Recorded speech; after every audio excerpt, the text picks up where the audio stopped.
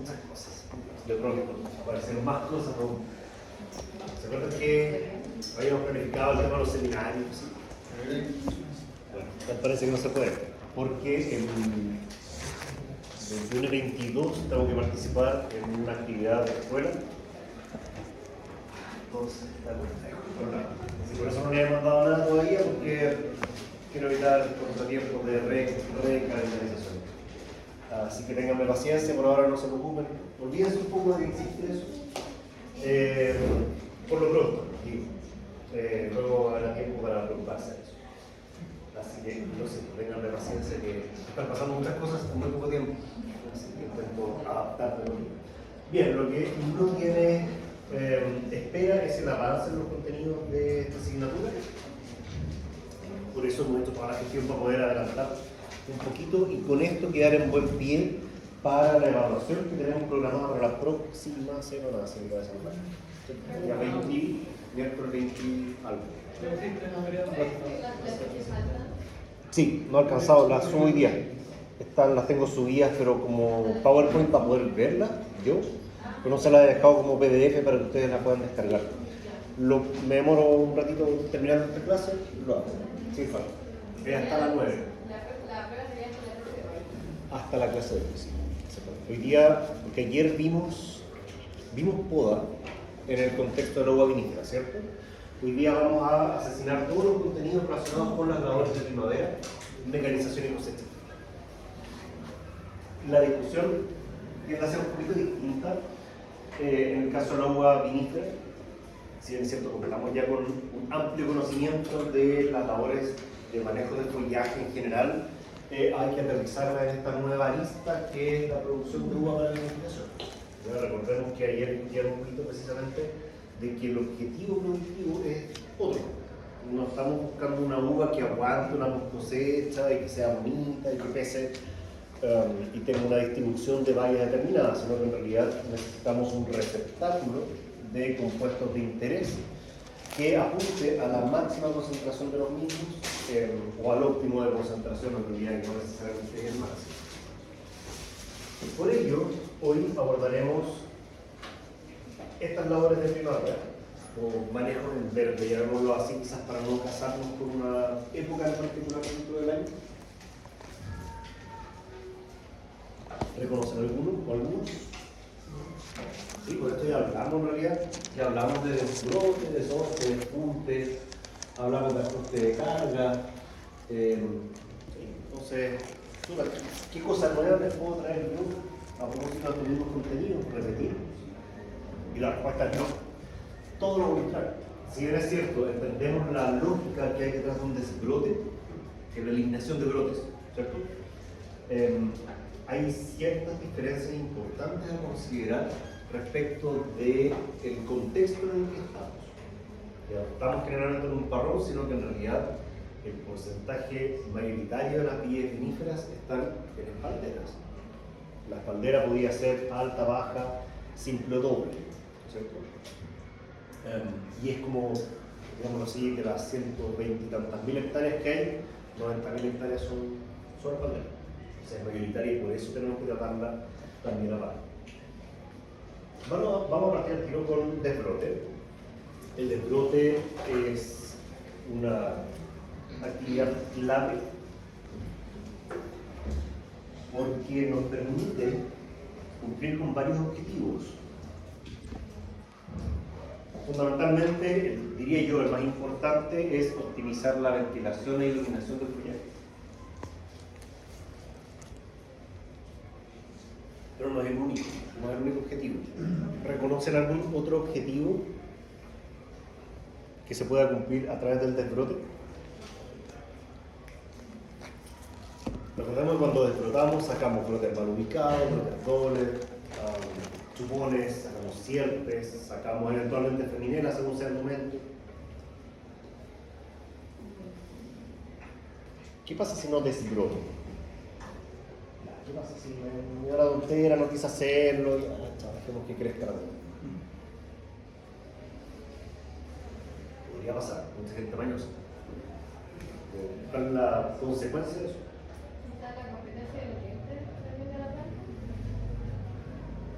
Ya, entonces, por el fondo, claro, lo que estamos haciendo es optimizar los recursos que tiene la planta, ¿cierto?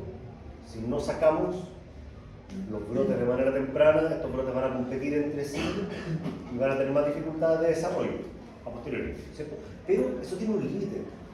Tiene un límite en el punto en el cual las hojitas de estos brotes, que podrían estar en exceso, empiezan a ser fotosintéticamente activas. Y ahí la idea de la competencia entre brotes, poco, porque al final cada brote se alimenta a sí mismo y alimenta al resto. ¿Cachai? Entonces, claro, eso tiene una ventana en la que se cierra, al principio especialmente. ¿Qué más? ¿Qué otra ventaja tendría hacer un desbrote? ¿Qué otro objetivo estamos cumpliendo, además de optimizar el uso de las reservas en este inicio de brotación?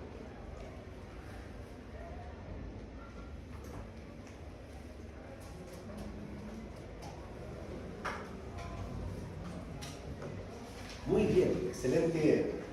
Mejorar o hacer que la estructura productiva no se vea alterada. Si yo no desbroto, imagínense un chupón desde la mitad del tronco. Ese chupón es el base, ¿cierto? Y luego, ya acercándonos hacia el otoño, la planta va a suberizar el tejido, va a volverlo madera. Y ese chupón, igual lo voy a tener que sacar, pero ya en la poda. ¿Se entiende? Todos esos brotes dobles que no saqué a tiempo los voy a tener que eliminar en la poda. Todas esas feminelas que no me di el tiempo de eliminar, las voy a tener que cortar en la poda. Por lo tanto, una buena gestión de los brotes durante la etapa herbácea de los mismos va a permitir ahorrar tiempo y eventualmente recursos en la ejecución de la poda invernal posterior.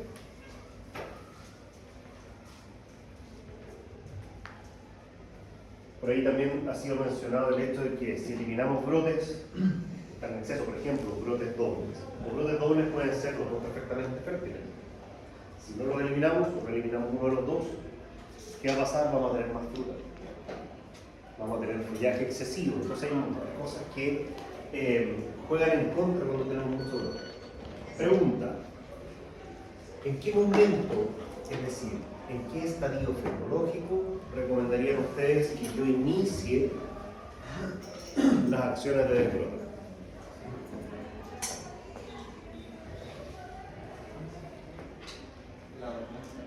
Todavía no tenemos brotes ahí. Recuerda que ahí tenemos la llenita durmiendo ahora. ¿En qué momento yo podría tener información suficiente para definir con qué brotes me quedo? Primero hojas verdes, cuando salen las puntitas de las hojas. Después te lleva algodones. La inflorescencia visible. Bien jugado, buen apunte. Excelente. Sí, es inflorescencia visible, efectivamente. Igual que la otra. Igual que la otra. ¿Y por qué? Porque también necesitamos exactamente la misma información. Necesitamos saber que el brote que vamos a sacar es un brote que es peor que otro brote. Imagínate que insisto, los brotes mellizos son el mejor ejemplo. Porque dos brotes que en apariencia, cuando son chiquitos, son iguales. Exactamente iguales. Pero quizás uno no trae la cantidad de fruta que la otra trae. Quizás una sola inflorescencia o no trae inflorescencia. Bien, ese es un momento. Sin embargo, más tarde, yo podría ingresar también nuevamente a realizar un desbrote enfocado esta vez en la eliminación de feminelas. Las feminelas, que salen desde las yemas prontas, también traen problemas porque generan emboscamiento, generan problemas en la ventilación y en la iluminación. Y con ello, entonces, un montón de problemas también. ¿Las feminelas traen fruta?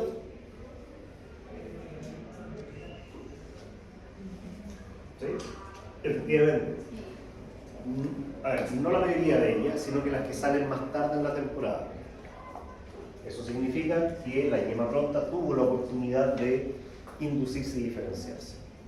Ya, por tanto, generalmente, las feminelas que vienen desde la base, de las primeras yemas prontas del brote, son infértiles, pero las que salen más arriba podrían traer fruta, podrían traer pámpanos. Eso eventualmente lo vamos a eliminar también. Sin embargo, el objetivo primordial de la eliminación de feminelas generalmente está asociado a la zona del primer tercio del follaje, de las más basales, porque es allí donde tenemos zonas de mayor riesgo de emboscamiento, de aparición de algunas enfermedades y plagas. ¿Recuerdan algún criterio de eliminación de brotes? ¿Con mellizo? ¿Mellizo? Mellizo, perfecto, tenemos que seleccionar uno. ¿Ya qué más? ¿Chupones? Chupones, es decir, todo brote que viene de un tejido adventicio, ¿cierto? ¿Algún otro criterio?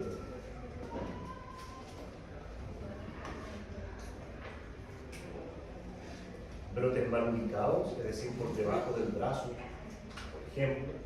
Brotes ubicados en la corona, también.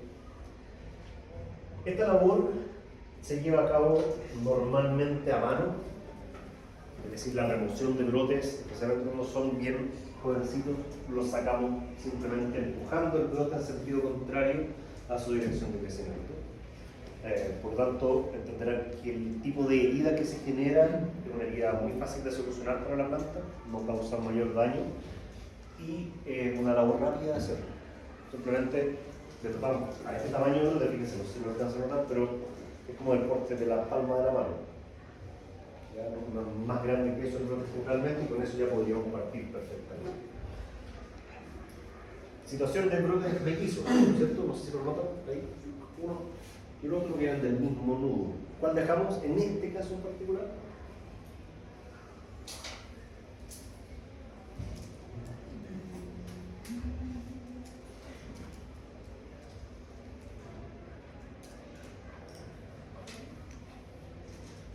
¿Cuál dejamos? ¿El de su izquierda o el de su derecha?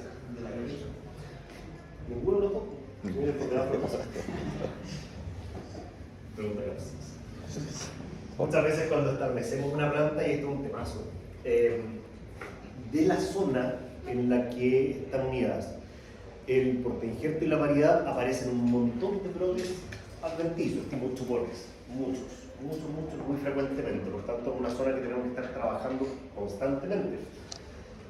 Independiente de que nosotros tengamos esto protegido, habitualmente le ponemos alguna clase de protección para evitar que los conejos, por ejemplo, roban el tejido buscando alguna clase de alimento. Siempre tenemos que procurar que esa zona en particular quede limpia para evitar divergencia respecto a lo que esperaríamos en la estructura de la planta. Esto no se alcanza a notar muy bien, es un subbrazo, una diagonal de un parrón y tiene un brote por abajo. Un brote bien bonito, vigoroso, que eventualmente trae incluso una inflorescencia, pero no lo podemos conservar. No lo podemos conservar porque viene por debajo del brazo, eso va a significar que mi esfuerzo probablemente por montarlo en la parrilla o va a generar daño o va a generar alguna clase de problema también. Todo brote que viene por abajo se elimina, por definición.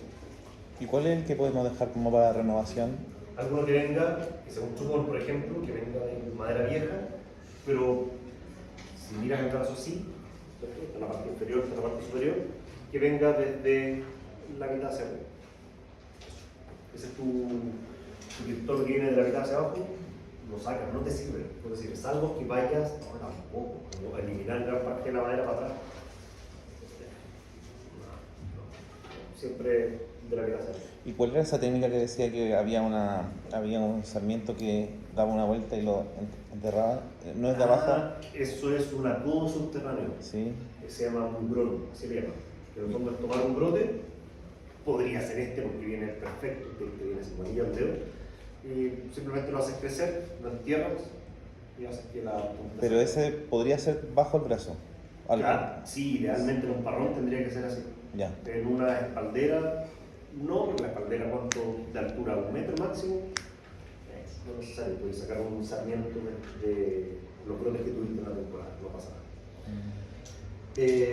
Pero igual, ese trabajo lo hacemos en el invierno, con el sarmiento como tal, no con el brote del vaso. Igual creo que vamos a alcanzar a hablar un poquito de propagación de la infección. En plantas de formación la historia es levemente diferente. En una planta de formación no vamos a pedir fruta, por tanto no me interesa si eventualmente el brote trae o no trae inflorescencias, se la voy a botar igual. Por lo tanto, la remoción se hace mucho más temprano. Ahí sí queremos favorecer la competencia por parte de los brotes que queremos en la planta.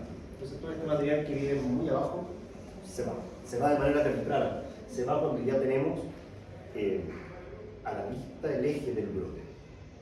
No necesariamente inflorescencia, insisto, porque no queremos producción ahí. Entonces el procedimiento es simple, lo que hacemos es tomar el brotecito y removerlo.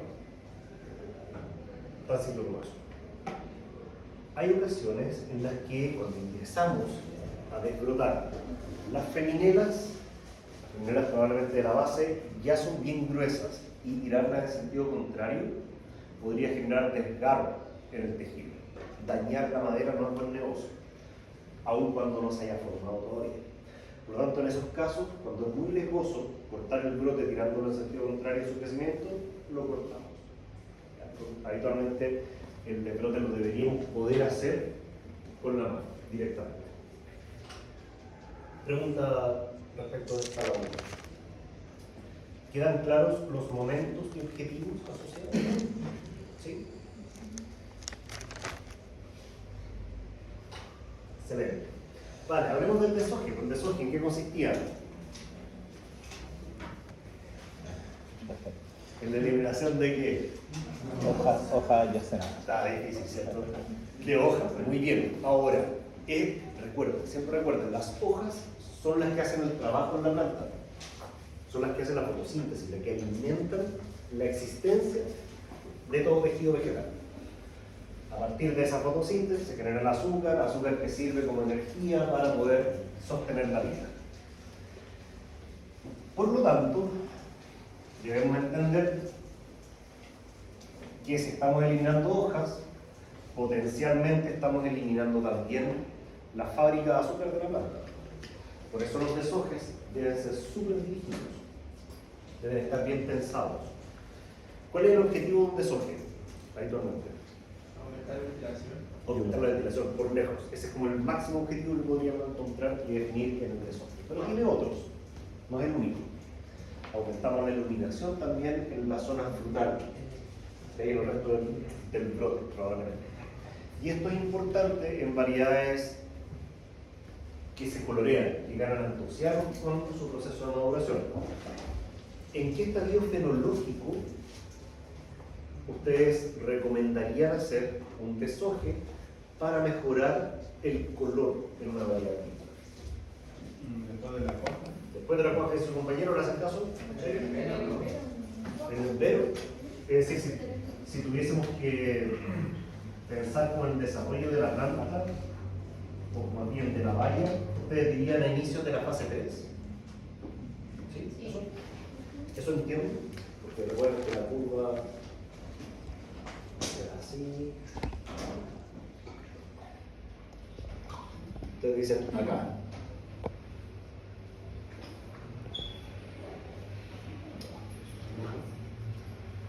¿Sí?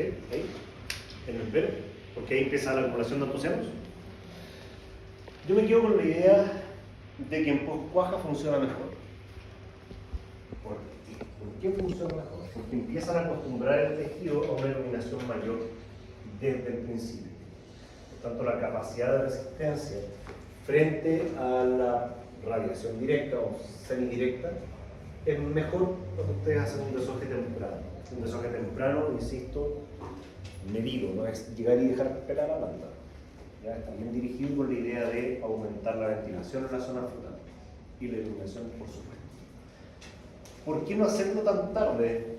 ¿Por qué acá tiene poquito efecto? No es que no tenga efecto, pero tiene menos efecto. Bueno, básicamente porque no alcanzaron a prepararse las células a esta iluminación más directa.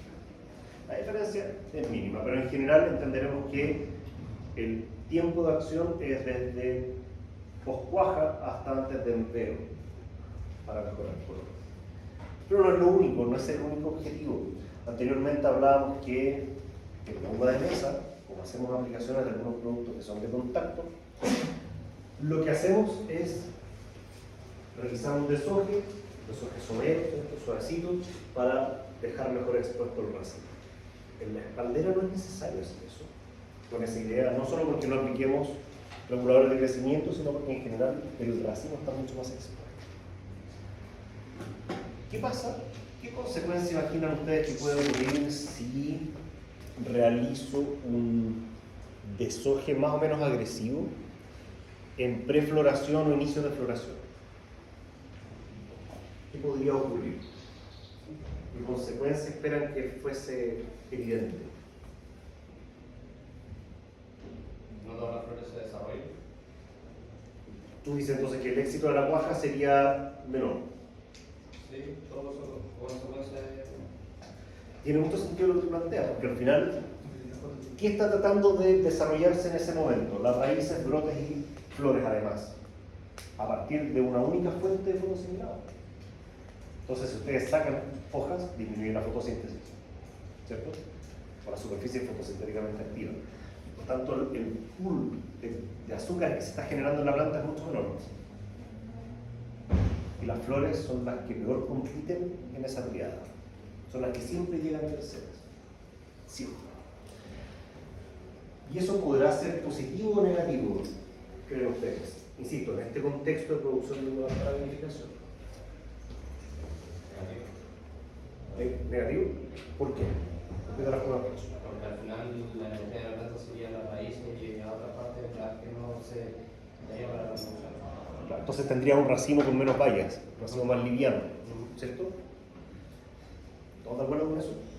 Que es la consecuencia, yo creo, más esperable dentro de lo que cabe. Sin embargo, no necesariamente eso es algo negativo. Pasa en muchas variedades que los racimos tienden a compactarse mucho, a quedar muy apretados, al punto en que parecen como un choco. Y esto es un problema porque al final necesitamos que dentro de ese racimo circule algo de aire. Porque de lo contrario, ¿qué puede pasar? Si no hay ventilación en el racimo, motriz, seguro va a tener motriz. Van a llegar plagas y van a ingresar fácilmente ahí y se van a quedar. ¿Y esa compactación del racimo depende de la variedad de la planta? Fuertemente. Y de los manejos que yo haga. Porque hay manejos que yo, haciéndolos en un momento no adecuado, digámoslo así, también me puede generar compactación. ¿Sí? Si tengo problemas de compactación, probablemente, serios problemas de compactación, probablemente lo que yo preferiría es disminuir un poquito el peso del racimo a través de evitar la cuaja tan excesiva y con ello mejorar la sobrevida de ese racimo en el futuro. Una variedad para que tengan como ejemplo, Pinot Noir. Pinot Noir se cultiva, una variedad de tinta, se cultiva en zonas más bien frescas o semicosteras incluso, donde las mañanas son bastante húmedas, de alto rocío y luego sube la temperatura hasta como los 25, se mantiene durante varias horas y luego baja. Humedad y temperatura, eso es Rodríguez, seguro. Y además, Pinot Noir tiene una piel que no es muy gruesa, entonces tampoco aguanta muy bien los ataques fúngicos. En esas condiciones, nosotros podríamos tratar de evitar un racimo compacto.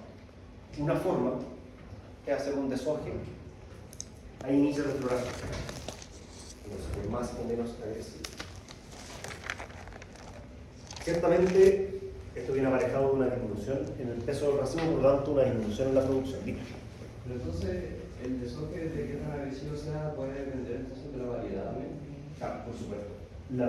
El nivel de agresividad en la remoción de las hojas va a impactar fuertemente en el desempeño fotosintético a lo largo de la temporada. Tú le sacaste la hoja, no vuelve a salir otra hoja. Entonces eso también lo tienes que considerar. Las variedades van a ser más o menos sensibles según salgan más o menos femeninas después, por ejemplo. Entonces, como alternativa para evitar compactación de un racimo, desmejoramos la cuaja. ¿Cómo lo hacíamos en uva de mesa? ¿Cómo desmejorábamos la cuaja de las flores? Pero también hacíamos algo.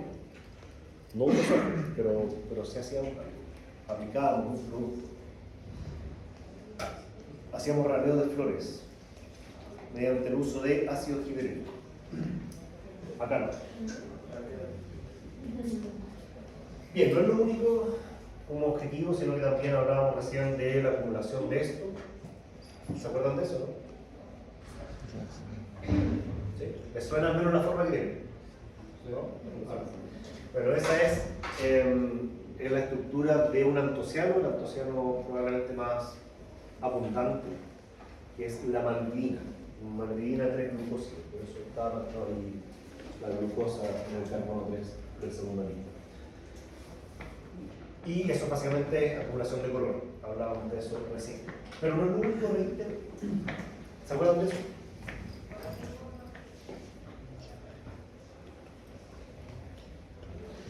¿Se acuerdan de las piracinas? ¿Sí? Ya, las piracinas son compuestos aromáticos que huelen a algo herbáceo y esa es su estructura base. Por supuesto no es la única, hay varias más que tienen ramificaciones de hecho, dependiendo del tipo de piracina que sea. Las piracinas, ¿en qué etapas se producen? ¿En la 1, en la 2 o en la 3? ¿O en la 1 y la 2 o en la 2 y la 3? En la 1 y la 2. Aquí, ¿cierto? En ese espacio. En la 1 y la 2. Cuando la fruta es inmadura.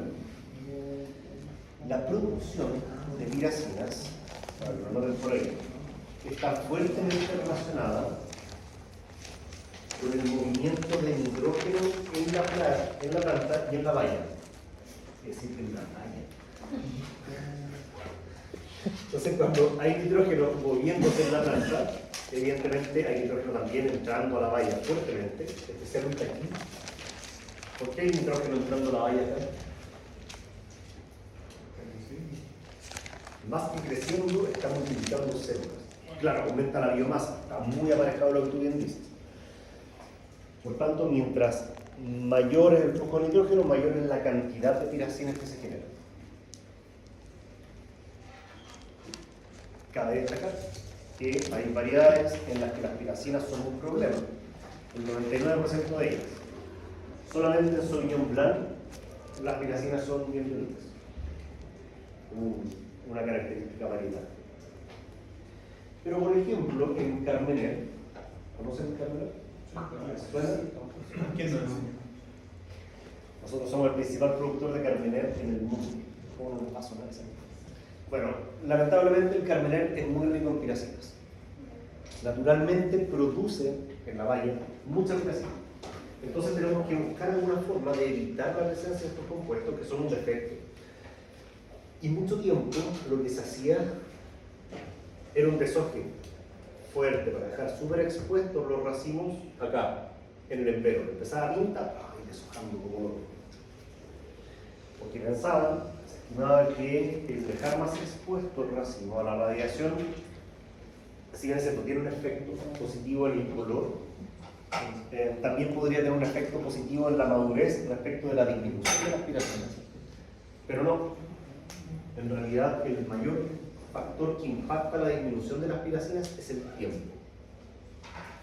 Mientras más tiempo pasa entre el velo y la cosecha, probablemente las piracinas van a haber disminuido mucho más. Lo cual nos pone en una encrucijada grave, porque tenemos pocas herramientas para poder lograr una aceleración en la disminución de las piracinas. Esto es prácticamente ninguna opción de manejo. Así que la alternativa normalmente tiene que ver con disminuir la cantidad de piracinas que se producen, más que acelerar su pérdida, ¿se entiende? Un cambio ahí en la lógica. ¿Y cómo logramos que se produzcan menos piracinas? Restringiendo el flujo de nitrógeno en la planta. ¿Y cómo hacemos eso? Bien, una jugada es restringiendo la posibilidad de desarrollo de la planta. Déficit hídrico controlado. Súper, funciona. Complementario a ello, realizar desojes en este punto, en la post-cuaja, hasta antes del cierre de racimo probablemente, también va a favorecer una menor acumulación de piracinas en la valla. Estamos restringiendo la posibilidad de hacer fotosíntesis. La fotosíntesis aporta energía necesaria para poder mover toda la maquinaria de reproducción celular en los ápices. Si eso falla, la planta va a movilizar mucho menos nitrógeno porque no hay tanta actividad celular en el brote. ¿Se entiende? Y por tanto en la fruta. No sé si me siguen. Díganme si no, porque lo repetimos, pero necesito que me avisen. ¿Podemos apurar el embero de alguna forma? Pero poquito, el juego así, brevísimo, por un par de días, no más que eso, generando estrés, aumentando el ácido abscísico, potencialmente podría jugar un rol importante en el pic de etileno que se tiene acá, pero te correría un poquitito, no mucho. No va a significar el tema de la No es creatina. significativo, No. no, lamentablemente. Podría en concomitancia con otros manejos ayudarle, pero por sí solito no es. Entonces, bueno, los brotes, ojo, los brotes dejan de crecer en post-pinta progresivamente, no es que corten el crecimiento activo, sino que dejan de crecer progresivamente desde el embrión en adelante. Porque todo el esfuerzo energético de la planta está yendo hacia dónde? ¿Hacia dónde se van los recursos cuando pasamos el embrión? A la valla. Y toda la azúcar se va directo a las vallas, no tiene que aumentar en fondo su palatabilidad para que sea consumible. Eso en el entendido como evolutivo. Deshoje se hace a mano habitualmente, pero también podríamos mecanizar aquello. ¿Les parece un poco agresivo ese deshoje, no? Sí. Súper agresivo. ¿Será favorable, desfavorable?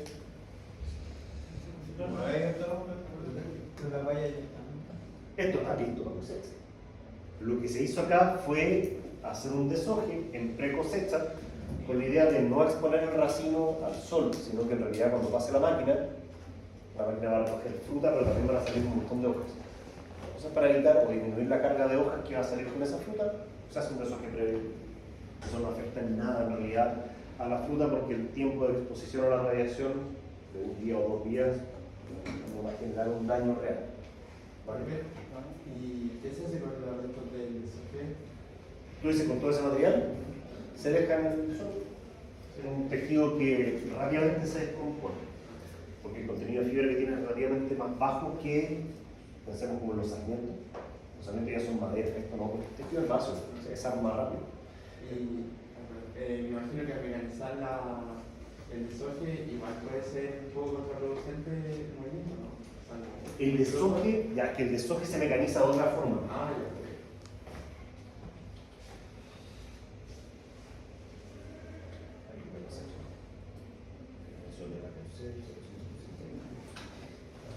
Las deshojadoras funcionan, las mecanizadas funcionan de dos formas. O impulsan aire a alta presión y el aire al golpear la lámina rompe la lámina y quedan las nervaduras solamente. O bien lo que hace es aspirar y cortar. Son las dos formas que tienen de funcionar las deshojadoras. Entonces, en estricto rigor, no le hacen daño a la fruta porque lo hacen en un momento bien específico. ¿Sabes? Ahora, claro, no podríamos hacer un deshoje mecanizado con la fruta entrando en embrión, porque la fruta es más frágil. Parte de la maduración del fruto tiene que ver con su ablandamiento y la facilidad de separación respecto del raquis. Entonces, normalmente usamos estas máquinas cuando el fruto está inmaduro, o incluso en prefloración. Podríamos hacerlo si queremos bajar la hoja. Se puede hacer. Y debería quedar más o menos así. No sé si alcanzan a notar que hay los racimos todavía hacia arriba, es decir, aún no ha habido floración, la elongación del raquis recién. Y están como las nervaduras, como rotas. Pero los racimos, futuros racimos, están sin ningún rasguño. Eso tiene que ver con su fragilidad. Al estar tan compactados, son súper resistentes. Péguenle con aire comprimido, les da lo mismo. No lo sienten, está todo apeladito. Pero si se pasan un poco, probablemente de floración pueden romper todas las floradas. Entonces ya si se pasan de ese estadio, tendrían que hacer el deshoje en post-cuajado, el fruto recién cuajado, súper firme el fruto, no se separa tampoco. Entonces tienen ventanas de aplicación de esta técnica variables.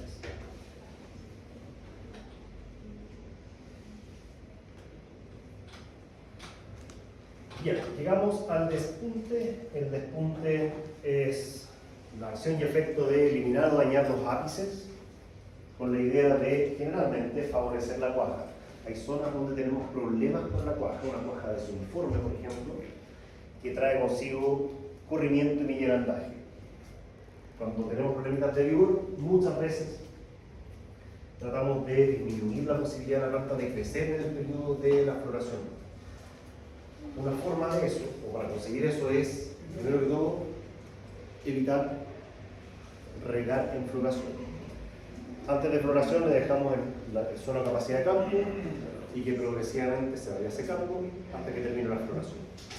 ¿Ya? Para evitar entonces que el brote y las raíces compitan tan fuerte con estas flores, que en realidad compiten más. Y otra alternativa un poco más trabajosa quizás es la eliminación de algunos ápices, también con la lógica de disminuir la competencia frente a la floración. No se hace mucho, al menos de manera habitual, no lo vemos mucho en los huertos porque tenemos muchas plantas, por lo tanto mucho brote, mucha pega. Podemos gestionar de otra forma, quizás insisto con un déficit hídrico controlado. Momento para hacer esto, prefloración a inicios de floración. Ese es como el estadio fenológico, el rango de estadio fenológico, una ventana de aplicación súper cortita. Luego tenemos el raleo o ajuste de carga, instancia en la que eliminamos racimos. Un brote, alguna variedad podría llegar a tener 3 racimos, cosa que normalmente es excesiva. Por tanto, teniendo en consideración el número real, no calculado, sino el número real de racimos, nosotros podemos hacer una estimación de producción. Si mi meta es producir entre 14 y 16 mil kilos por hectárea, y eso implica dejar 1,5 racimos por brote, significa que lo más probable es que voy a tener que entrar a botar un montón de racimos por planta. Pregunta para ustedes. Ya, definí que tengo que dejar, voy a inventar, para hacerlo fácil, un solo racimo por brote. Uno. Entonces sé que tengo que botar entre 1 y 2 dependiendo del brote. ¿En qué estadio fenológico me recomendarían hacerlo? ¿Cuándo entro a hacer la descarga de racimos? Después de la cuaja. En poscuaja, como lo hacíamos en uva de mesa. Aquí. ¿De qué me sirve de descartarlo si no se Ya, ok, tú me dices no antes de cuaja. Impecable, súper, estoy de acuerdo. Pero quizás en la fase 1 yo no podría estar de acuerdo contigo. Entiendo el por qué antes no, tiene mucho sentido, estoy muy de acuerdo contigo. Porque no sé cómo me va a ir en la cuaja. Si me va mal en la cuaja, tengo puros racimos corridos, chuta. Haberle botado racimos es menos producción. No tienes problema. Pues ahí sí le dejo los 3 racimos porque, claro, cada racimo pesa 1/3 de lo que debería. Pero no lo haría acá, ni loco. Antes del enero. Antes del empero, tú dices como por acá. O sea, uno ya tiene como la visión de cómo van a ser los racimos y ver cuál está mejor. Pero, ojo, antes del empero tienes todo el tiempo. ¿Tienes algún estadio fenológico que se te ocurra que esté antes del empero y que sea identificable? Porque estoy de acuerdo contigo, es antes del empero. Pero ¿qué tal antes? ¿O desde qué punto hasta el empero puedo hacerlo?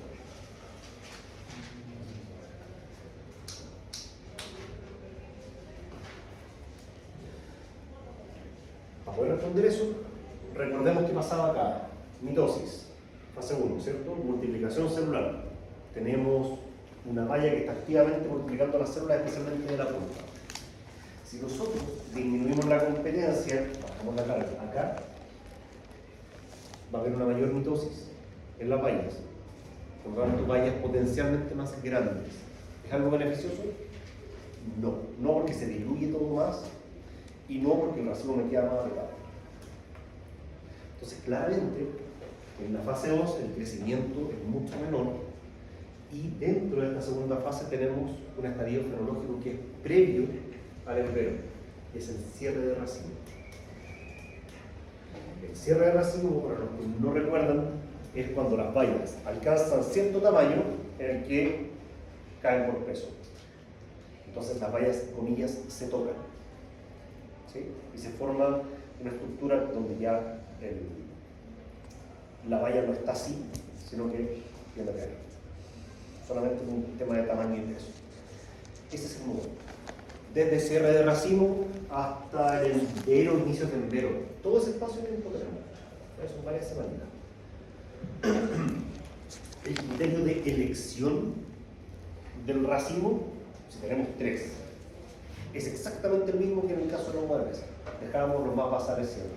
Y el primero que sale, o el primero que se desarrolla.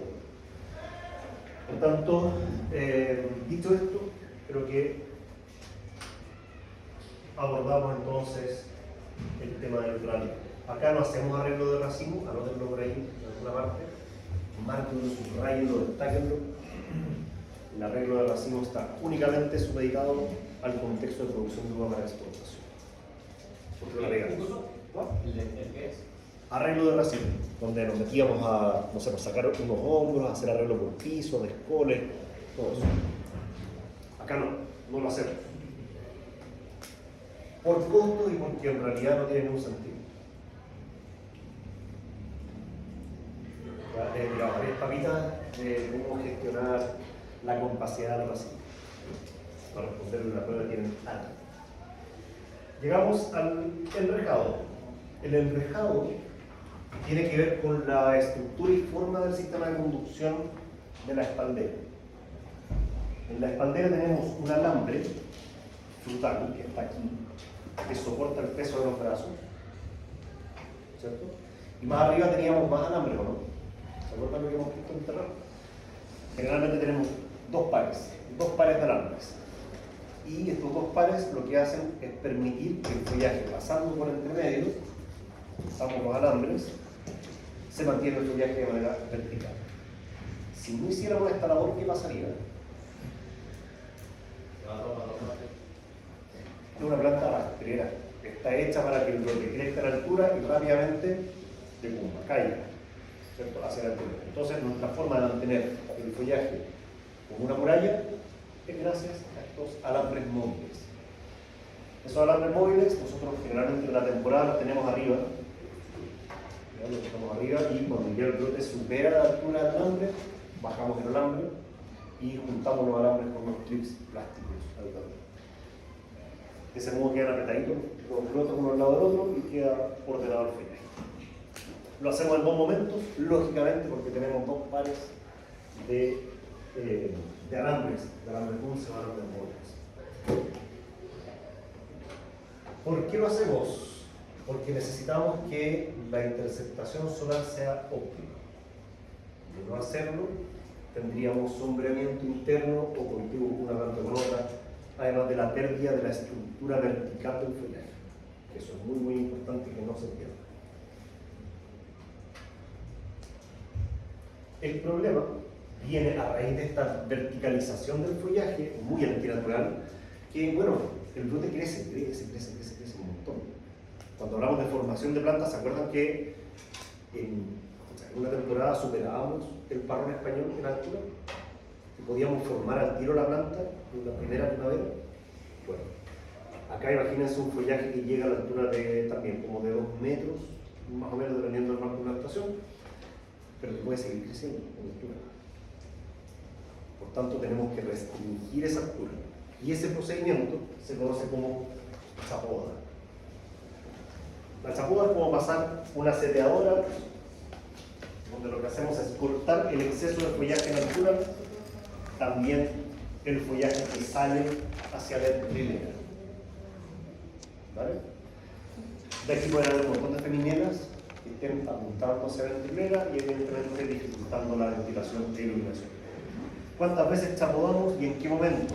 Cada vez que la espaldera alcanza una altura excesiva, estamos hablando de generalmente unos 40 centímetros por sobre el último alambre, 60 centímetros. Tratamos de que no sea más de 2 veces que chapodemos por temporada.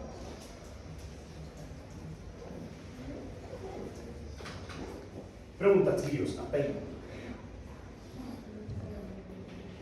El aplastamiento de los ápices no es parte de, ¿no? Entra aquí, pues, entra en esta categoría Ya. Pero como te decía, es súper poco practicable en realidad, como a nivel productivo, porque son muchos brotes. Imagínate, en un pirque teníamos 10 pitones, 20 brotes por planta, 4.166 plantas por hectárea. Son hartos brotes. Hartos brotes a los que está pellizcando, cortando la puntita. Entonces, hacerlo, si no es estrictamente necesario, no es necesario. Entonces hay otras formas que yo creo más eficientes, desde la perspectiva del manejo hacia la planta, que nos permitirían conseguir una mejor cuaja.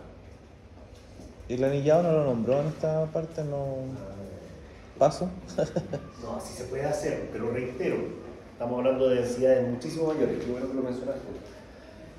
Cuando teníamos un parrón de 3x3, ¿cuántas plantas por hectárea son?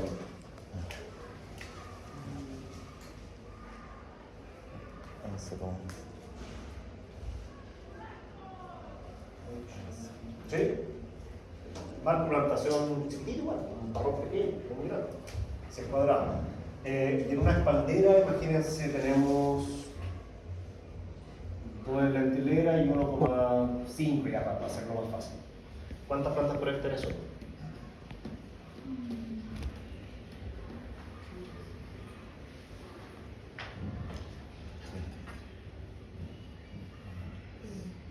¿Sí? Creo. Vamos. O sea, estoy inventando un número. Así me queda. Claro, hay una gran diferencia de plantas. Entonces, en una hectárea tienes 3 veces más trabajo si quisieras anillar. Por eso no es tan práctico eso. De poder hacer esa labor se puede, pero en un sistema de conducción de espaldera es mucha pega, es mucha pega para algo que en realidad tampoco va a ser redituable. Porque generalmente esto, el anillado lo hacemos para ganar calibre, para ganar tamaño de valla. Al contrario, queremos evitar que eso pase. En un parrón español, ya, vámonos a otro caso extremo.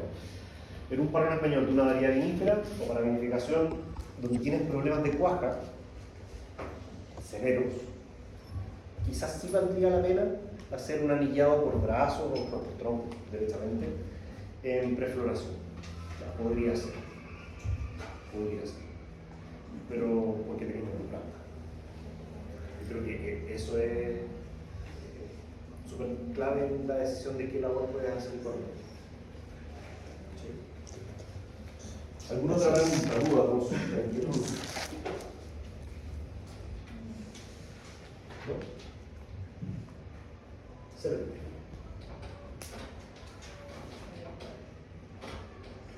Vale, vamos a hablar un poquitito de mecanización, solamente para ponerlo en contexto de que en el mundo de la uva para vinificación podríamos mecanizar el 100% de las labores. El 100%, todo. Poda hasta cosecha, completito. Habitualmente en la agricultura estamos siempre mecanizando labores, independiente del contexto productivo que sea. Una de ellas es la aplicación de productos. Nosotros no vamos racimo por racimo, en este caso aplicando el regulador de crecimiento, sino que hacemos la aplicación por parejo con una máquina. Sí, ¿por qué? Porque nos ahorra tiempo. Imagínense que la ventana de aplicación es cortita.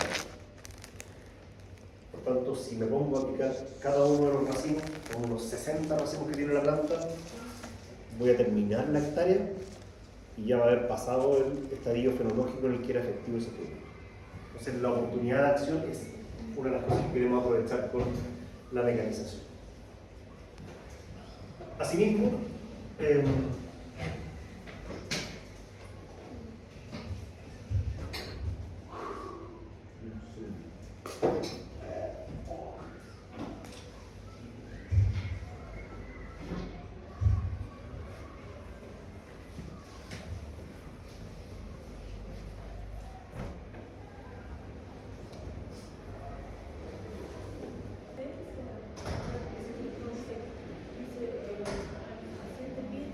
volvíamos entonces con un tema de mecanización, donde claramente estas dos partes de la ecuación son las relevantes. Buscamos optimizar y desde la perspectiva productiva implica una reducción de costos. que yo creo que de hecho en parte ha sido lo que ha permitido que la producción de uva para vinificación siga siendo un negocio, quizás no tan rentable como otros cultivos, pero potencialmente subsiste aún. Dependiendo de lo que necesitemos mecanizar, va a ser la maquinaria que vamos a tener que utilizar. No obstante, en el contexto de la producción de uva para vino, una de las cosas gravitantes que debemos considerar es el sistema de conducción. Evidentemente la espaldera, que es el sistema de conducción mayoritario, no solamente a nivel nacional, sino a nivel mundial también, es para lo que se ha pensado prácticamente todo el sistema de mecanización. También debemos considerar el punto paridad, porque por ejemplo, y solamente para hacer un ejemplo rapidito, una labor que ustedes saben que se mecaniza en la uva vinífera es la cosecha, ¿cierto? Vamos a pasar una máquina que remece las plantas, recoge la fruta y ya está. Nos ahorró mucho tiempo y plata. Sin embargo, ese resultado es variable respecto de las características mecánicas incluso del racimo. No es lo mismo cosechar un racimo compacto, un Malbec. Un Malbec que tiene una valla grande, carnosa, frágil, de piel delgadita, que si ustedes la remecen un poco se revienta y se vuelve una sopa de jugo. Y no es lo mismo hacer eso que un Malbec, que en un Cabernet Sauvignon, que tiene una valla mucho más compacta, mucho más resistente, independiente de que esté bien madura. Por tanto, la calidad del proceso, o más bien la calidad del producto a través de este proceso, va a variar de acuerdo con la variedad. Este punto yo creo que es importante y quería preguntarles qué entienden ustedes cuando leen eso. ¿A qué se referirá decir que un viñedo debe estar ordenado? La accesibilidad de la maquinaria. Bien, primero que todo que hayamos hecho un manejo acorde con el programa para que la máquina pueda entrar sin romper la planta y sin llevarse toneladas de hojas en el proceso. Ya, súper. ¿Qué más? ¿Qué más se imaginan? Bien, porque la maquinaria también tiene un limitante respecto de su trocha, lógico. Y más importante aún, es que la planificación del establecimiento debe haber tenido considerada la posibilidad de mecanización. La ladera no se puede mecanizar. Por ejemplo, o es muy limitada la capacidad de mecanización, sí se puede. Hay máquinas que son capaces de compensar las diferencias de, respecto a la inclinación, pero sí, es más riesgoso, estoy muy de acuerdo. En todo caso, si se dan vueltas lo que sea, son re altas y las tolvas también están altas, entonces el centro de masa de esa máquina está desplazado hacia arriba. Entonces, cualquier curva maldada se cae. Sí, muy buen tema. Y respecto del establecimiento de la planta, como tal, también es clave tener en consideración que para que la máquina pase y no dañe las plantas, la planta tiene que tener una estructura lo más recta posible. No sé si lo han notado, pero el pirque, muchas plantas tienen como una curvatura en el tronco. No sé si lo han podido notar. Bueno, si no, cuando vayamos a terreno nuevo lo vamos a ver. Esa comba que se forma es producto de la pérdida de tensión del alambre frutal, donde estaban amarradas las plantas originalmente, donde se estaban formando. Entonces el alambre baja y la planta lógicamente se tuerce y queda una curva. Si la máquina pasa por ahí puede dañar la estructura, por supuesto. La capacidad de remecer esa planta también va a ser deficiente porque la máquina lo que hace es zamarrear no solo el follaje, sino que también la estructura media de la planta. Y con ello remueve la fruta.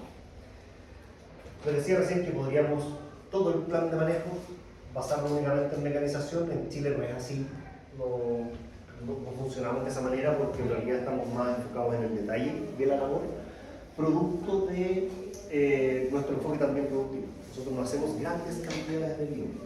Ya 12 millones de hectolitros, sí, es alto. Pero comparado con Estados Unidos, que hacen muchísimo vino en algunas zonas, claramente ese vino es volumen y no es calidad. Nosotros estamos enfocados en un mercado bastante más cualitativo. Por ejemplo, la poda, acá en Chile, se estila y lo conversamos la semana. ¿Cuándo fue que recuperamos? Ayer. Ayer. No olvidó todo. No sé qué día. Ya, pues, efectivamente, hacemos una prepoda muchas veces, que es pasar con la máquina cortando a cierta altura para facilitar el acceso de la gente de flores. Sin embargo, eso yo lo podría afinar un poquito más y ajustarlo a cierta altura donde me asegura que tengo al menos 2 yemas. por cada uno de los sarmientos que queden. Eso sería mecanizar completamente la poda, ¿no? Sin embargo, eso está basado en probabilidades. ¿Cuál es la probabilidad de error de ese manejo? Porque no todas las plantas son iguales, ¿cierto? Yo debo asegurarme una homogeneidad más o menos para poder asegurarme que no deje muchas más yemas o yemas de menos. ¿Qué es más grave, dejar yemas de más o yemas de menos? De menos, porque no tengo cómo intentarme fruta después. Pero si tengo más yemas, exceso, ¿puedo eliminar brotes después? ¿No? Sí, puedo eliminar fruta después incluso. Perfecto, lo puedo ajustar. Por eso muchas veces cuando mecanizamos labores consideramos un porcentaje de fallo. Tenemos que dejar un poquito más. Y ese poquito más ronda, en el caso de la poda, el 10 a 20% más de yemas. Entonces, calibramos la máquina, contamos yemas, y una vez calibrada la máquina y contada las yemas, se procede a la labor. Si tenemos yemas de menos producción, muy grave. Si tenemos yemas de más, sombreamiento, mayor tendencia a enfermedades, etc. Pero lo podemos corregirlo a través de otras labores. Inicialmente, la mecanización de la poda partió con máquinas sumamente aparatosas que progresivamente fueron cambiando. Las máquinas todas funcionan igual, ya sean así o sean más modernas. Cortan en la lateral y en la parte superior. Adicionalmente tienen, no sé si lo alcanzan a ver ahí, discos de corte que nos permiten, dependiendo de la altura, ajustar el largo que va a quedar de sarmiento. Actualmente son más o menos así. Son maquinarias que se añaden al tractor, tanto son como en realidad una especie de adminículo se implementa a estas alturas. Ahí están los discos de corte que regulamos a las distintas alturas a las que necesitamos cortar. Y eso que ven ahí, ¿qué creen ustedes que es?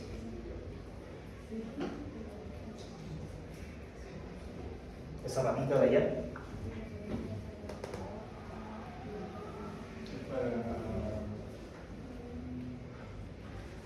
Algo deberíamos ver hacia la ropa. Cuando la máquina va avanzando, se va encontrando con el tejido a cortar, ¿cierto? Corta, pero de pronto hay postes entre medio, ¿no? ¿Cómo lo hacemos para que no corte el poste? En algún momento esos discos, que son los que pasan por sobre la planta cortando, tienen que abrirse. ¿Y cómo lo sabe la máquina? Un sensor de presión, súper simple, una patita que cuando recibe cierto nivel de presión hace que la máquina abra los discos y luego lo vuelve a cerrar cuando se suelta la patita. Simple. Muchas máquinas funcionan así. Porque recuerden, tenemos un montón de postes entre medio, no son plantas independientes.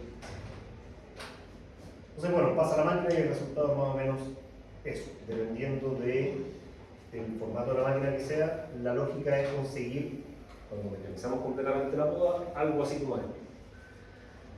Sarmientos con apariencia de pitón que en general tienen entre 2 y 3 yemas.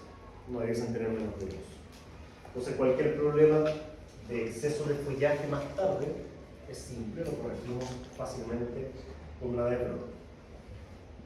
Ahora, el aspecto fitosanitario acá es clave también. ¿Se acuerdan de la enfermedad de la madera? Que es un complejo de hongos que ingresa por las heridas de poda, daña el sistema vascular y mata la planta. ¿Qué pasa si tenemos una alta presencia de esta enfermedad en el huerto? ¿Qué pasa si mecanizamos todo? Vamos a estar transmitiendo la enfermedad de una planta a otra, porque no es que la planta corta una, se desinfecte y sigue por la otra. Ya cuando podamos a mano, como que es difícil hacerlo. Por lo tanto, la salud del viñedo es súper importante. El agregante al momento de tomar la decisión de o prepodar o hacer incluso una poda completamente mecanizada. Pero yo podría hacer algo por el estilo como primero poner algún antifúngico y después como podarlo, o podarlo y después poner un antifúngico como que le sigan. Esa podría ser la jugada, esa podría ser, es decir, hacer la aplicación de la poda mecanizada y luego tienes que proteger rápidamente esas heridas. Si es una prepoda es más fácil porque el sarmiento que queda es más largo, después tiene que ingresar una persona a terminar el trabajo. Pero cuando es poda mecanizada 100%, tu ventana de acción es más cortita. Ya piensa que estos hongos llegan a estar en el ambiente. Llegan, entran y en pocas horas ya tienen colonizada la primera parte del tejido. Medio complicadito.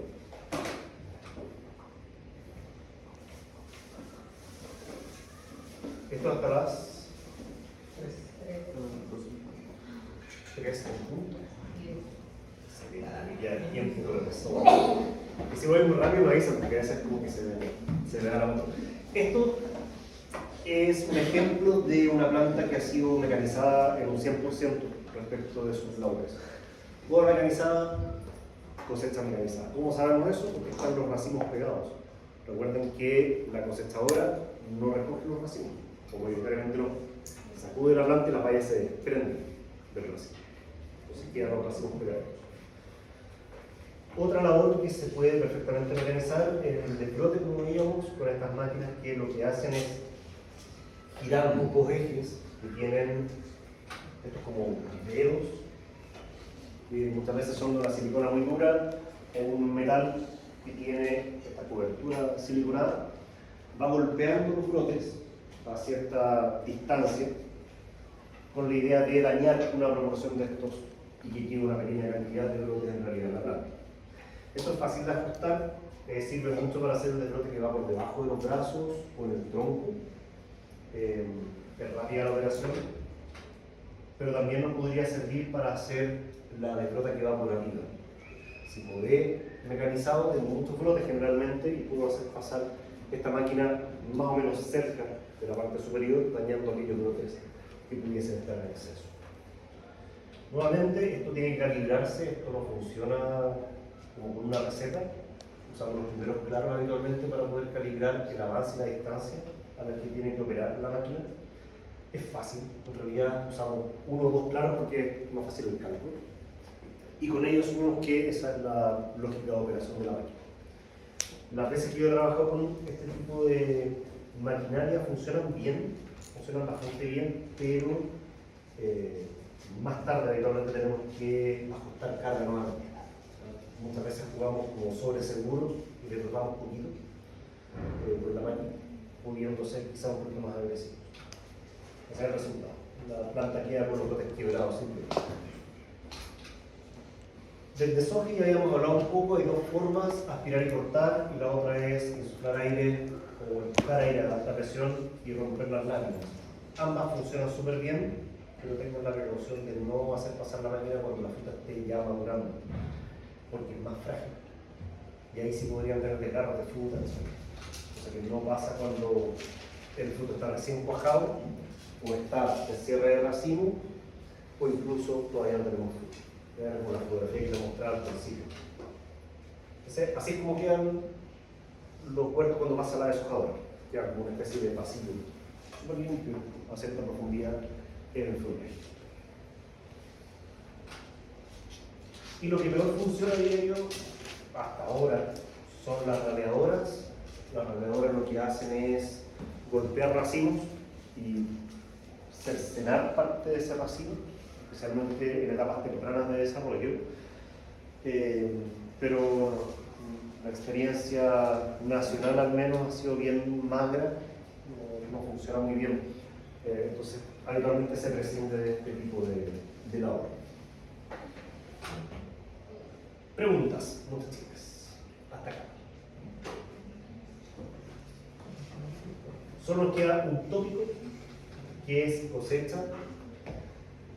Pero ustedes ya lo vieron, así que está rápido. Diga. No sé, mecanización, o sea, sí, ¿cuándo yo podría decir como que quizá no sé, si nunca hice nada mecanizado y siempre ha sido todo como por gente, ¿en qué punto yo puedo decir como quizás también todo mecanizado?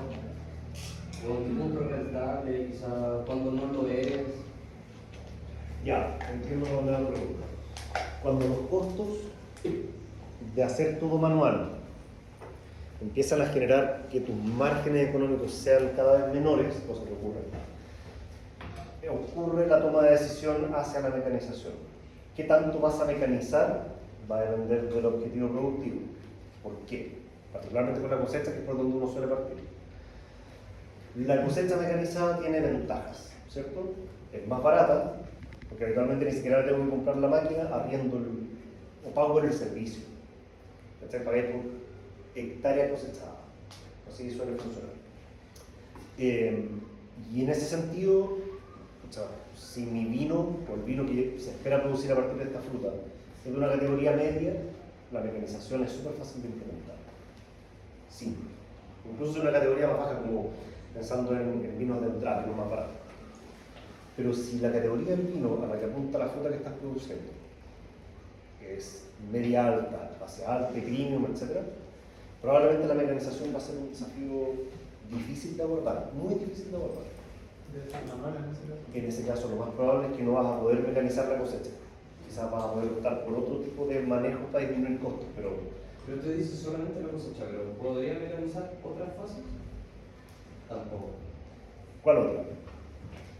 Sí, si tu objetivo es la producción de un vino ultra premium. Ya, podría ser la poda. Quizás no mecanizarla completa, sino que hacer una prepoda. Vale, sí, ¿Presunte? No, tampoco no. La chapoda sí la mecaniza siempre, siempre la mecaniza. Hacer la mano es ir con tijera casi para cortar césped. Pero claro, tú tienes muchas más limitantes, porque generalmente trabajas con plantas con cargas mucho menores. Ya, esto, escucha, no siempre es así, pero para que se hagan una idea, un vino premium, así categoría ultra hiper mega ícono, un Don Melchor. Un Don Melchor produce por hectárea entre, depende, pero como entre 4.000 a 6.000 kilos por hectárea. Es nada, así es un poquito. Un vino de una categoría más media, un Memorias del principal, de andar del orden de los 8.000 kilos por hectárea, más o menos. No, casi el diablo muy abajo, pero podría ser ya, probablemente estar en los 14.000 kilos por hectárea. O sea, las cargas frutales son muy distintas en un caso y otro. El trabajo a nivel de la gestión del follaje es mucho más específico cuando tienes pocas cargas, muy poquita carga. Te ves forzado a hacer cosas. El nivel de estrés manejado de otra manera. Por eso mecanizar todo en ese contexto no es posible. Sin embargo, yo creo que ya les había dado el ejemplo de la Viña Veramonte. Viña Veramonte queda ubicada en la región de Valparaíso, Valle de Casablanca. Tiene una línea que es la línea que ustedes encuentran en el supermercado, se llama Reserva. Y vale como entre 5 y 7 mil pesos. No me acuerdo el precio, pero por ahí anda. Y tiene otra línea que viene un poquito más arriba, que se llama Ritual. Una línea que parte como en los 12 o 15 mil pesos. Con lo que les acabo de comentar, sería raro pensar que la línea Ritual la mecanizan, al menos la cosecha. Sin embargo, en el contexto productivo en el que se encuentran ellos, mecanizar la cosecha les trae más beneficios que riesgos a la calidad, porque la bodega está al lado del huerto donde están cosechando. Por tanto, todos los riesgos de pérdida de calidad son mínimos. O sea, al final, ¿qué pasa con la cosecha mecanizada? ¿Cuáles son los riesgos? Pensando en que la máquina lo que hace es remecer la fruta se desprende del racimo, medio se revienta, salen hojas, un montón de cosas extrañas, llegan a la tolva es vaciada de un camión y el camión viaja hasta la bodega. ¿Qué puede pasar en todo ese proceso? Fermentación, a propósito de las levaduras nativas que van a estar ahí. ¿Qué más? O sea, se disminuyó igual el proceso de selección, digamos, pues, o sea, para afectar, me imagino, como Ya, imagínate. condiciones que pueden pasar ahí entre medio. Excelente. Si tenía botritis, la máquina no dijo, este racimo tiene botritis, no lo voy a remecer. No, la piensa, si la máquina lo remesó. Alguien compró que hay más tiracina. Perfecto, tienes material extraño, posibilidad de fruta que está podrida, porque tiene alguna clase de efecto grave que pudiese afectar la calidad del producto. El traslado, igual, me imagino. ¿Y qué pasa en ese traslado? Riesgo de oxidación y de fermentación. Todo eso, mientras más tiempo pasa entre que se cosechó y se procesó, más grave es. Por eso, si mecanizas, por ejemplo, la cosecha en una categoría de vino media alta, tienes que tener en consideración ese punto.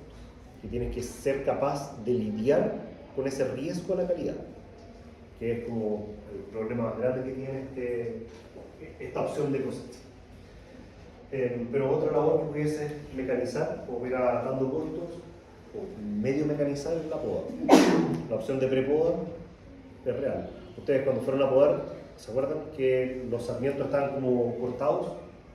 No llegaban hasta arriba de la espaldera, sino que estaban como cortados a la mitad. Eran cortos, eran así, no eran muy largos. Era porque había pasado la máquina prepodando, para que fuera más fácil la operación de poda manual. Y eso acelera harto el proceso. ¿Alguna otra duda o consulta hasta aquí? Antes de continuar. Esto es casi un repaso del semestre pasado, así que por eso hay relativamente veloz. ¿Cómo? Igual está la prueba. Pero por supuesto que sí. Pero, claro que sí. Para poder entender el punto en el que cosechamos la fruta, tenemos que entender lo que habíamos hablado en la clase anterior, que es básicamente la composición de esa valla respecto de los compuestos de interés. Y en ese sentido tenemos tres ópticas a través de las cuales abordar la madurez del fruto. La madurez tecnológica, ¿se acuerdan en qué consistía? ¿Qué era? Los conceptos claros de madurez en base a la tecnología, en base a ¿cómo se llama? A la madurez del fruto real. O sea, es la madurez que no vamos a ocupar para el cosecha. ¿Cómo así? La madurez fisiológica. Ya, ¿qué entendemos por madurez fisiológica? No digan madurez tecnológica, pero en términos concretos, ¿qué significa que un fruto esté en madurez fisiológica? Ya está listo los rangos óptimos para cosechar, entonces parece O sea, esa es la tecnología. Grado Brix. Cualquier fruto, cualquiera sea, pasa por la madurez fisiológica, indefectiblemente. Por tanto, aquí no podemos hablar de una relación óptima de azúcar-acidez, porque en realidad tiene que ver con aspectos cualitativos. Cuando hablamos de madurez fisiológica nos referimos a una madurez funcional en el fruto, pero específicamente en la semilla. Eso es madurez fisiológica. ¿Sí?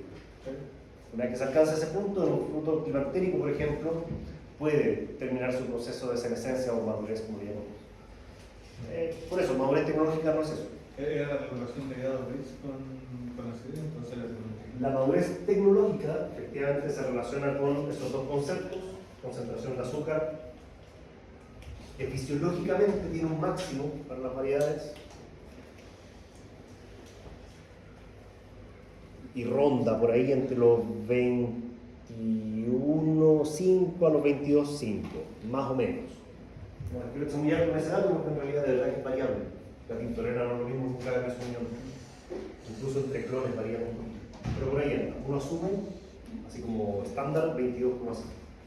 Pero cuando ustedes cosechan, a veces nos encontramos con 23, 24, 28 brix. ¿Qué pasó ahí? Deben haber cosechado antes, pero ¿cómo logra esa valla tener más azúcar que la que fisiológicamente puede acumular? Porque naturalmente la planta no es capaz de meterle más azúcar de los 22,5. ¿Cuál es el análisis que ustedes, futuros ingenieros agrícolas, podrían hacer de eso?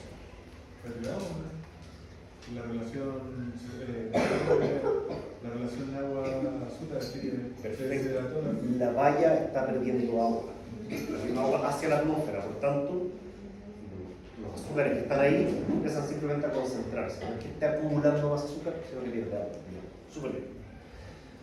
La madurez aromática tiene que ver con la composición aromática del fruto. Esperamos que los aromas, digamos así, varietales, estén presentes en desmedro de la aspiración.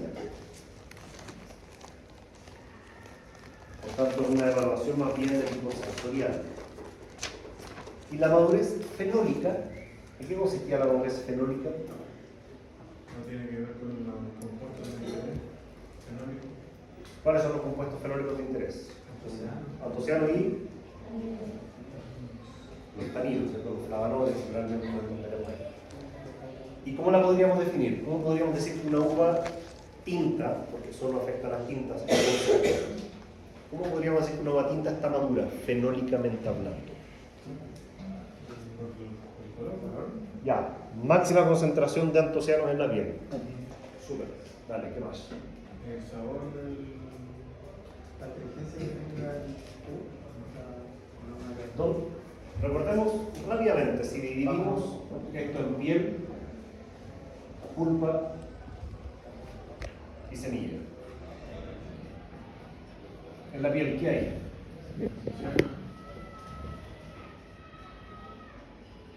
¿Qué más? Un poco de tanino,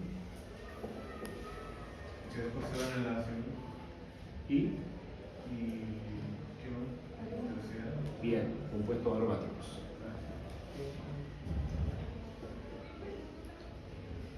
La pulpa. Agua, Azúcar, agua, ácidos, ¿algo más?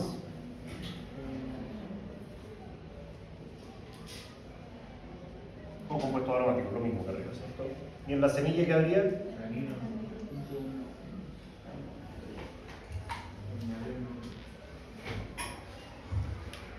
¿Cuáles son compuestos fenólicos de todos estos? ¿Cierto? Entonces, la madurez fenólica está relacionada con estos tres compuestos. Antocianos, color. Máxima concentración de antocianos en la piel. Máxima concentración de taninos en la piel. Los taninos de la piel y los taninos de la semilla son súper distintos. Los de la semilla son súper amargos y súper astringentes. Los de la piel, por el contrario, son mucho más suaves, mucho más amables y sensorialmente se consideran más elegantes también. Entonces, madurez fenólica, máximo color, máxima concentración de taninos en la piel y mínima concentración de taninos en la semilla. ¿Y podemos visualizar eso de alguna manera? ¿Visualizar? No sé. ¿Se pueden visualizar los taninos? La semilla cambia de color. La semilla pasa de un café verdoso a un café pardo, bien oscuro. Entonces la madurez fenólica muchas veces la podemos visualizar a través del oscurecimiento de la semilla. Pero eso tiene que ver no con la madurez fenólica, sino con la madurez per se. Porque, y es muy bueno lo que estás comentando, porque la madurez de un fruto, al menos en el caso de las bayas de vid, implica el ablandamiento. Y el ablandamiento tiene que ver con la degradación de constituyentes de las paredes celulares, que permiten que el fruto sea más fácil de reventar y por tanto la semilla se desprenda más fácil. Entonces, eventualmente si viene un pajarito, picotea eso, va a ser más fácil que la semilla se desprenda cuando después la defecte. Funciona así. Así que sí, es un punto importante. ¿Alguna pregunta, chiquillos, hasta ahí, respecto a estas tres ópticas de madurez? ¿No? Bien, esta pregunta yo creo que es relevante porque dependiendo del momento en el que cosechemos, el estado de madurez va a ser diferente y habitualmente las variedades tintas las cosechamos más tarde. Más tarde porque muchas de ellas son variedades que requieren más grado de día para completar su desarrollo, especialmente porque estamos esperando cosas distintas que no nos. Pensando solo en eso, en una variedad tinta al momento de cosecha, comparada con una blanca, el pH será más alto o más bajo. En una tinta respecto de una blanca. Más bajo significa más ácida la fruta. Más alto, ¿cierto? ¿Por qué? Porque pasó más tiempo, por tanto los ácidos de la baya fueron consumidos en una mayor cantidad. La acidez, más baja, por supuesto. Y los sólidos solubles, potencialmente más altos también. ¿Ya? Eso es importante considerar. Solamente para recordar un par de cositas, que la cosecha manual tiene un montón de cosas positivas, cosas que son muy prácticas desde la perspectiva de la calidad de la fruta, o posterior mosto. Y esto es uno de los más importantes. El racimo permanece indemne, sin daños. No así en el caso de la uva cosechada. Las frutas simplemente se remueven, ustedes esto lo hicieron, es al barrer, no se limpia el racimo, no se selecciona el racimo, nada, simplemente si hubiese fruta podrida no se cosecha. Esa es la única como precaución que tuviésemos que tener. La fruta a veces se deposita en este tipo de cajas, pero habitualmente no, habitualmente va a baldes. Los baldes se vacían ¿dónde? En bins. Bins en los que caben 400 o 450 kilos de fruta. Generalmente si la fruta hace un viaje largo, este es el mejor formato. Pero si el viaje no es tan largo, los bins funcionan. Digo, no funcionan también para viajes largos porque la fruta se va gastando con hartos kilos encima de lo que está en la base, entonces tiende a reventarse un poquito más. Tenemos que apurarnos para que no se deshidrate la fruta acá. ¿Sí? No importa la deshidratación acá. ¿Qué importa que el raquis pierda agua? Maní, no va a durar el raquis, lo sacamos en la despalilladora. Así que no, es muy diferente el contexto. Y en la cosecha mecanizada decíamos que tiene varias ventajas, pero también desventajas. Y una de ellas es el riesgo de oxidación y fermentación. Y con esto termino. ¿Qué medida preventiva respecto de estos dos problemas ustedes tomarían? ¿Cómo evitarían que el mosto liberado, el jugo liberado durante la cosecha mecanizada, se oxide y o fermente? Excelente, anhídrido sulfuroso. El mismo que usamos en uva de mesa, el mismo que usábamos al momento de hacer la vinificación.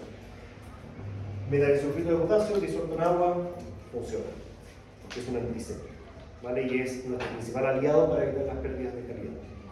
Una última recomendación, y yo sé que la conocen, variedades blancas para preservar la calidad. ¿Qué me recomiendan? Cosecharlas tempranito, ¿cierto? O de noche. Y ahí la cosechadora es una gran aliada. Necesitamos 3 personas. Alguien que conduzca esto, alguien que horquillee, que saque, que ayuda a vaciar la tolva, y el que maneja el camión. 3 personas, eso es todo. En cambio, si hacemos cosecha nocturna a mano, tenemos que poner los focos, baños, agua, linternas, guantes anticorte, ya no tenemos todo eso, y un montón de gente. Entonces la gestión ya es más difícil y es más carita. Ahora, yo quería mostrarles esto con esto de la gran misión y nos despedimos de Dios. La cosecha mecanizada no solo está supeditada a la espaldera, también podríamos cosechar parrón con una máquina. No es tan eficiente ni es tan limpio. Esa es la única gran diferencia. Acá la máquina lo que hace es golpear la fruta, la recoge y la almacena. Pero el problema es que todo lo que está pegado al tronco, o más cerquita al tronco, por donde no pasa la máquina, queda sin cosechar. Además que saca toneladas de hojas. Pero existe. En Chile se diseñó de hecho un prototipo bastante bueno dentro de todo, pero no es lo deseable en general. Bien, pequeñines, con eso vamos por finalizadísimo esto que fue la segunda unidad. No sé si tienen alguna pregunta, duda, consulta o inquietud. Las clases se las dejo hoy día, por el